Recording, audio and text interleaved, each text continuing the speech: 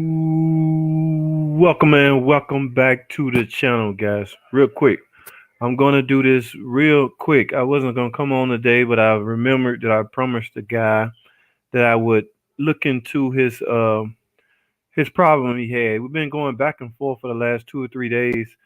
He has a cooling fan issue. He has I think it's a PT Cruiser, a '07 model. In fact, so that's all I'm gonna do on this today, guys. We can catch up on Sunday as far as our usual get together, but today I want to spend at least 15 to 20 minutes, and then I'm gonna go offline. I'm gonna spend about 15 minutes going with this guy through his problem, trying to find out why his fan would not operate. All right, so even if he's not on, he's gonna go back and watch it. I had to do it this way instead of making a complete video on it. So y'all come back and join with me Sunday, man. We can catch up. We can all catch up again Sunday. But for now, I want to address uh, a subscriber's problem question. So I'm gonna jump right into it. All right, guys. Let me. Where's my screen? Okay. Now he have. Let me read his complaint first. Leroy, that's his name, Leroy David. All right, I got another one for you. My car started running hot. I changed everything but the computer. Let me make this bigger for y'all. I changed everything. I changed everything but the computer. Turn on the AC or the heater. The fan doesn't come on. Change the low speed module. I'm not sure what a low speed module is. Okay. Is a 2005 it's a 2005 PT Cruiser. Changed all the relays. Fan still won't work. You said when you turn on the AC or the heater, the fan should turn on. Nothing's coming on after changing everything, and it's a non-turbo engine. When you turn on the air or the heater, the low speed relay is not clicking on, but the low speed fan relay is not clicking. So I just started the car and I tried to jump the relay for the low speed fan and nothing. So I'm guessing it's the computer. Oh, never guess at a high dollar computer. Not sending a signal to the relay. Temperature all the way in the red and nothing's coming on. Okay, you're gonna appear to be overheating if your fan is not on. Now, first of all, let me clarify something with you guys. This, my friend, is a video I did. What's the date on that? 18, couple years ago, 3 years ago, and also this video I did was pertaining to. You can see it right here. This is for the 2006 to 2010 PT Cruiser, okay, meaning second generation. No, not now. D the letter. I'm serious. 20 minutes and I'm out. I just got to address this problem. So my man Leroy has a 2005, which make his problem or which make his situation a Gen 1. Okay, so this is the wrong video to follow for that problem. In fact, I do not have such a video, but thanks for reminding me. I will make one. But let me address your situation. Yes, I did say if you turn the fan on, you should no, if you turn the AC on, your fan should come on. That's if your AC working. Okay. Yes, if your AC working and it see the signal and it also see pressure, it should come on. All right, now it's a lot of stuff here to dissect. Like I said, we went back and forth earlier today. When you turn on the air or the heater, the low speed relay is not clicking. Not sure what do you mean by clicking. First of all, I'm not sure what do you mean by you change the low speed module. I don't even know what a low speed module is. But again, because this is an '05 model, it's not a tip on it, which means your low speed and your high speed fan relay will be in your fuse box. Okay. Now, I tell you what, guys, it'll be better for me to let's just go straight. Let me pull up the wiring diagram um to this particular car. Let's see. Let's go into wiring. Let's go into cooling. Engine. Okay, radiator fan relay, radiator fan low. I wanted the fan motor. Okay, let's look at the wiring diagram itself and take a look. Okay, 2004 accept turbo. That's this one right here. All right, guys. Try to follow me here. Let me make this big. Okay. Okay, guy. Here's your low speed fan relay. Here's your high speed fan relay. All right. You saying you're not getting anything from the low speed fan or the high speed, and you basically thinking you need a PCM because neither of your fan is coming on. But This is the last thing you should check, guy. Okay, let's go. Now I'm sure you know where your low speed and high speed fan relay located at, right? All right, so let's do it. Let's start from the top. Let's go. Let's work on this low speed fan relay for a second. Okay. Now, in order for this low speed fan relay to work, in order for it to actually send power supply down to your fan, which is right here, some things has to happen, guy. Okay, number one, low speed fan relay. At this pin it's a 5-pin relay. Okay, typical ISO relay. This fuse circuit is likely on pin 30 of the ISO relay. On here they call it pin 25, but you get the point if you understand how ISO relay works. This fuse, my friend, has to be good. Okay, so let's just start right there with the basics. Grab your test light, put it on pin 30, see if it's hot. If it's hot, move on. If it's not, you need to find out why this circuit is not powered. Okay, either the fuse blown or the feed the fuse is blown. Okay, at any rate, you got to find out why you don't have it. Okay, let's assume you have it. All right, now moving right along, you have power supply right here. Okay, this is the core of the relay. In order for a core to energize, you got to have a ground supply. That ground, yes, is coming from the PCM. Okay, but you got to keep in mind, guys, there's a lot of inputs this PCM is looking for. Matter of fact, I saved some and let's go over some of that real quick, man. I'm doing this real quick off the fly. Okay, I put this in this comment. I haven't hit send because I'm not gonna send. I just want to go over some things with you. The inputs. We're talking about the inputs that will let that ground signal from the PCM go to your relay in the first place. All right, let's go over some of this real quick. Radiator fan operation is controlled by the PCM. That's true. With inputs from the temperature of the coolant, which is sensed by the coolant temp sensor. Okay, that's the input. And vehicle speed, which is measured by the vehicle speed sensor. All right, this is obviously a 41TE transmission with two wheel speed sensors on it. In fact, if it's a 2005 model PT, that's exactly the case. So it's looking from inputs from there. The PCM turns on the fan through either the high or low speed fan relay. The PCM provides a ground to the relay's control circuit. To control radiator fan operation, the PCM looks at inputs from the coolant temp sensor. We went over that. The AC pressure transducer. Okay, that's only if you have a turbo. Your car is not a turbo. The ambient temp sensor. Okay, want to know the temperature outside. The vehicle speed, the transmission oil temperature. Now, this if you have the newer transmission, okay? And the AC high pressure switch operation. All right, the AC high pressure switch operation. Okay, obviously you have a high pressure switch on your I want to say what is that dryer. I want to say it's bolted to your dryer. In fact, I did a video on that. Yes, man, what you can do at that point is merely jump this switch, okay, and see what happens. All right, let me finish going through the input. The AC high pressure switch is located on the rear of the AC. Okay, the high pressure switch is built onto the compressor. All right, the circuit has to be closed in order for your fan to come on, in order for your AC to come on. All right, the AC high pressure switch turns off the compressor if the refrigerant pressure exceeds 470 degrees. Okay, it would just turn it out. It would just open the circuit. So that will disrupt the circuit and cause your compressor to go off. But we're talking about fan operation right now. The AC high pressure switch is factory calibrated and cannot be adjusted. You have to replace it if it's faulty. The AC low pressure switch is electronically connected in series with the AC heater control between the ground and PCM. The AC low pressure switch contact opens or closes to path the ground, signaling the PCM to turn on the compressor, turn the clutch on and off. All right. So, but we're merely concerned with the input. So let me pull this diagram back up. I want to go over the inputs with you because this is very, very, very important. All right, my man, you're never going to get this ground signal from the PCM that will operate your low speed fan relay or your high speed. Look at that. It's two at connector two. There's two terminals going to one right here, your high speed, and one going to the low speed.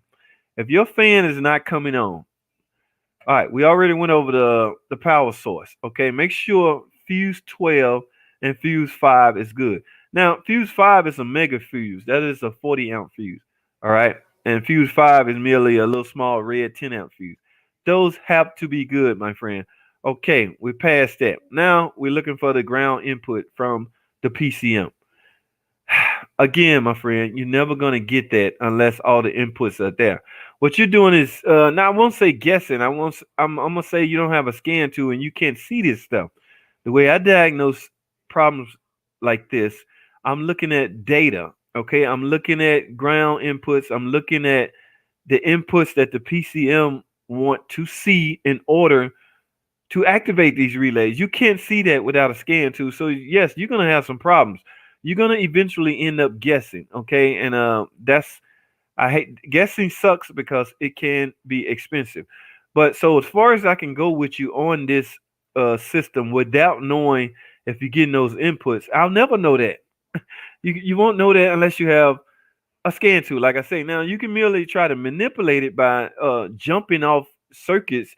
Take your low speed, high pressure switch and jump those off. Stick a jumper rod in it and see if that closes the circuit. You can merely result into guessing and try your luck that way. But without knowing these inputs, without knowing if these inputs are at the PCM, you that's exactly what you will be doing, guessing. Okay, so if you I you can't really stick. I wouldn't stick a test light right here and see if those are grounded because you could back probe that and burn out your PCM. So my man, now this is a 3 wire setup. This fan is a 3 wire. Obviously, you got the ground. Obviously, you have the input from the high speed and the input from the low. So take your oh man, let me do it like this because you never said if you even replace the fan or there's no need to replace the fan if you're not getting the power source. Also got at that connector, this look like black. This black wire has to be ground. So grab the connector off the fan. Let's do some diagnosis at the fan connector itself. Unplug it. This look like the pin 2, which is the middle wire. The middle wire. Stick a test light right there. Stick your other end of your test light on a power source and see if that's ground. If that's ground, move on. Change the other end of your pigtail off your test light, put it on power source, and see if any of these is hot. Low speed should always get the most work. It should come on first. Okay, with the car running, just see if you got power source right here.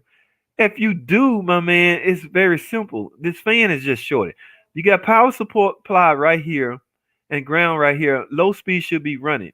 If low speed is not running, your fan is burnt out, my man.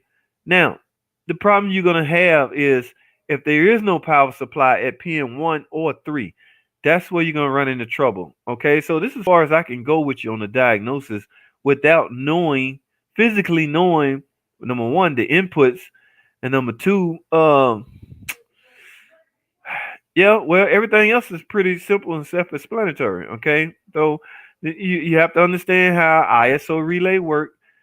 You get ground and a power source, and that will energize the relay and send power to the fan. So without knowing that, my man, there's really not much I can do. But like I say, you can take the easy way out, see if you got power supply at pin 1 and the ground at pin 2. If so, get you another fan. All right. So I wanted to keep this simple because, like I say, I can't do a full blown. I can't do a full blown uh, a video today, guys. I have to cut it short. So, where are we? Yeah. So I hope that helped, my man. Guys, what's going on? D the letter, executioner. What is going on? I'm not really streaming today as far as but since y'all two on here, D the letter, you always on board, man. I appreciate you, man, from the bottom of my heart. No, it's not gonna be 45 minutes. Executioner, since you here, I do this one and only thingamajiggy with you. My car has the milkshake on oil cooler assembly and coolant can it travel to the oil dipstick? Uh, I want to say no, man. What likely happened is your oil filter adapter housing just ruptured inside. It's just ruptured. So I'm sure you saw that video I did about that. So if I was you, I would get that replaced as soon as possible. I have a Dodge Charger 24 and car never overheated, but in cold start idle did shake a little. Guy, you're gonna automatically think it's a head gasket. It's not. Okay, so don't panic. Just get that thing get it replaced as soon as possible because before that stuff travel throughout your whole cooling system. Okay, and that you don't want to happen. Okay, but yes, it will look and appear uh as a blown head gasket. Okay, so what was I gonna say? Actually, what happened? Yes, here it is right here. Uh, in fact, while you're on here, let's do this. This this me cleaning out one now. If yours looked like this, let me see. Where is it? Yeah, that's the one I did.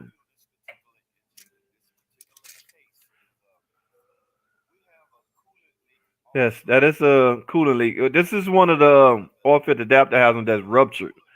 It tricked us into thinking it was a blown head gasket, but in fact, it was not. So if you see milkshake executioner, if you see milkshake in this area, you have to you got to clean all that out, man. It's not a head gasket. So a lot.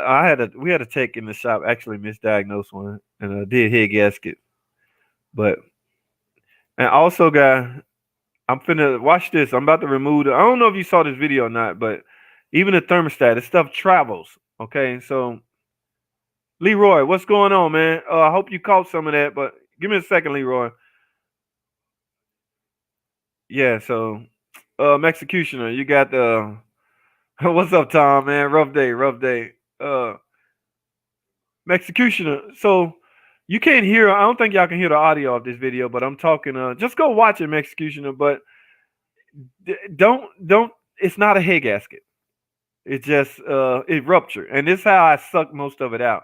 I use my sucker. I have a sucker machine like this, so I tried to suck as much of it out. In fact, I did a coolant flush on it at least 3 times. I put some cleaner stuff in the coolant and trying to get it all out. All right.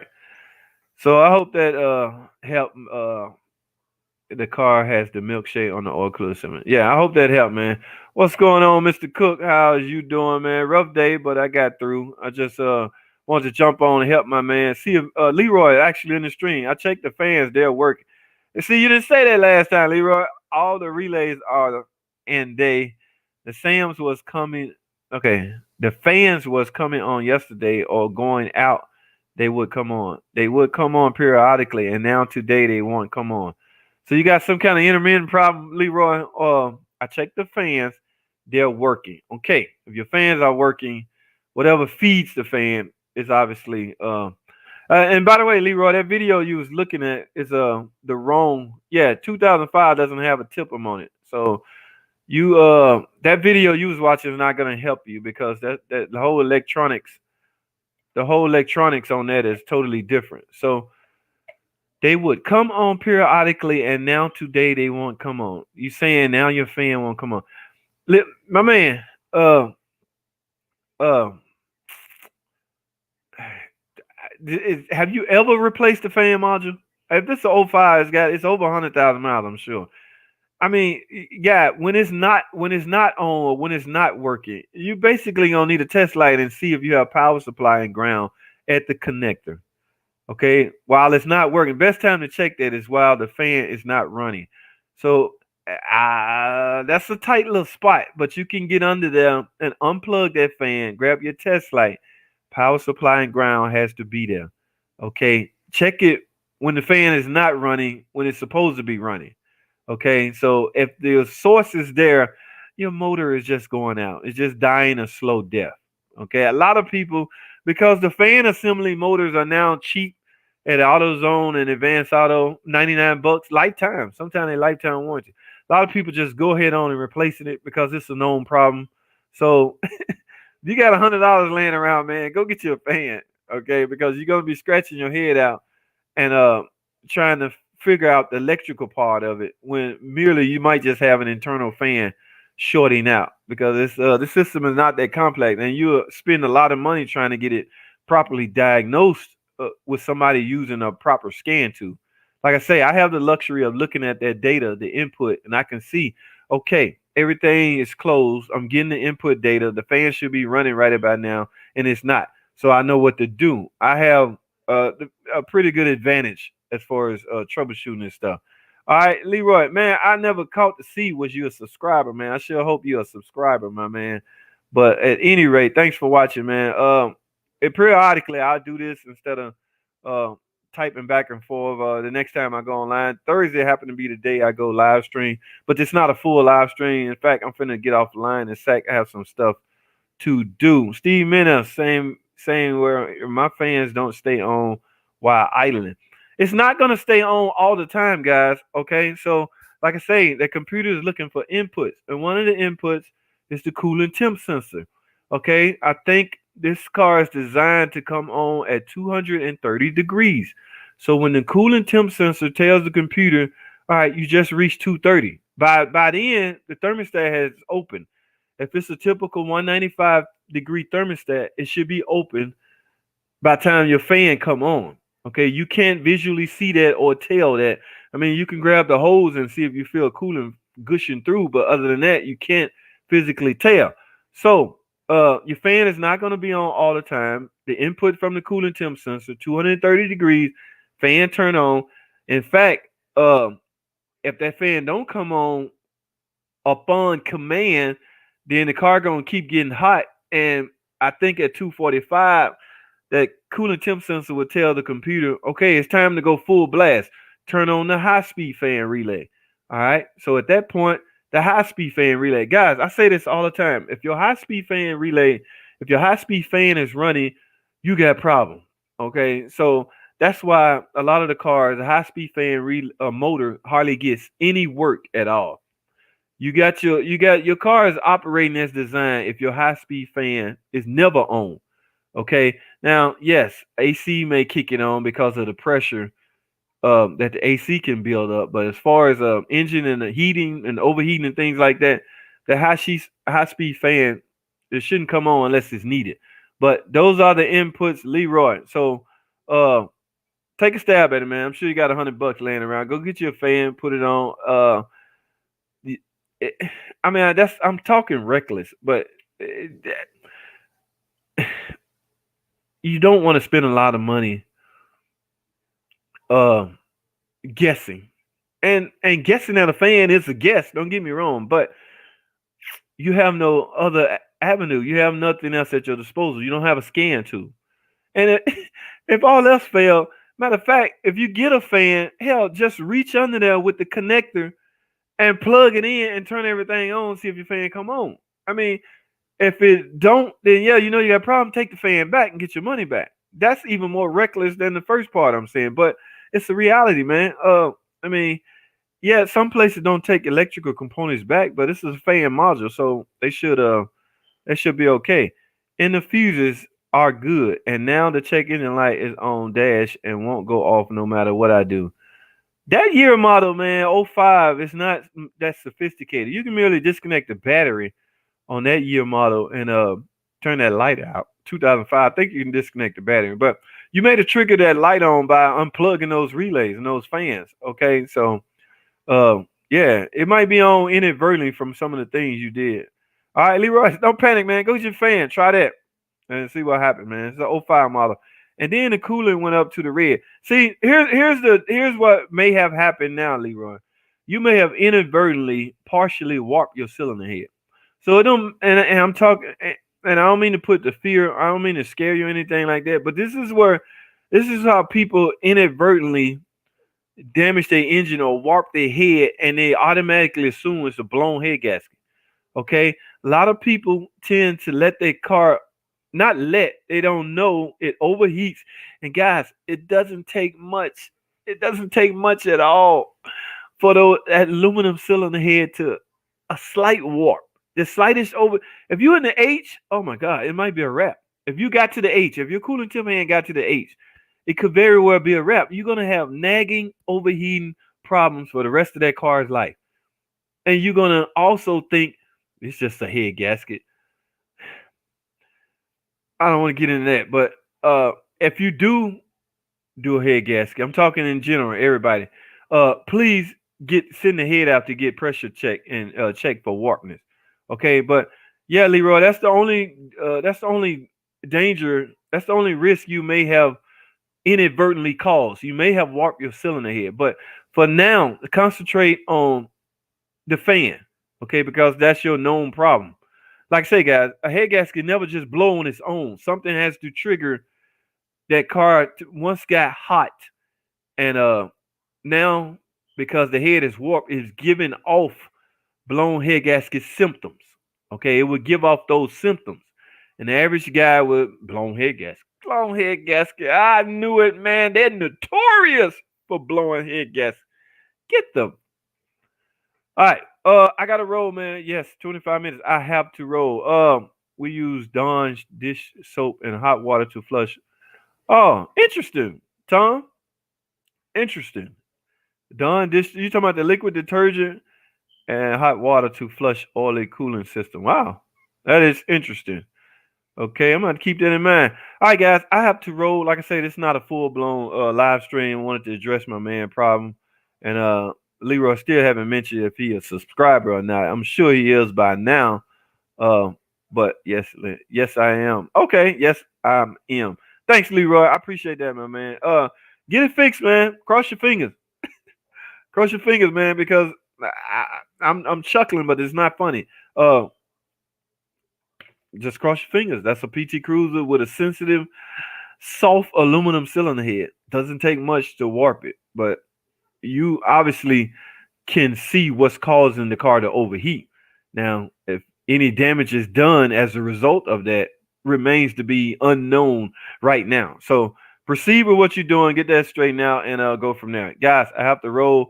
Uh, I hope I did address everybody. How was your day, Tom? What's going on, buddy? Hope your day was fine and all that good stuff. So I'm gonna head on out of here, guys. I have a birthday event to go to. So you guys have a good Thursday. Finish the rest of your evening, weekend coming up. Y'all enjoy it. That's all I have. Thanks for watching. Comment, subscribe. And I'll see y'all in the next video.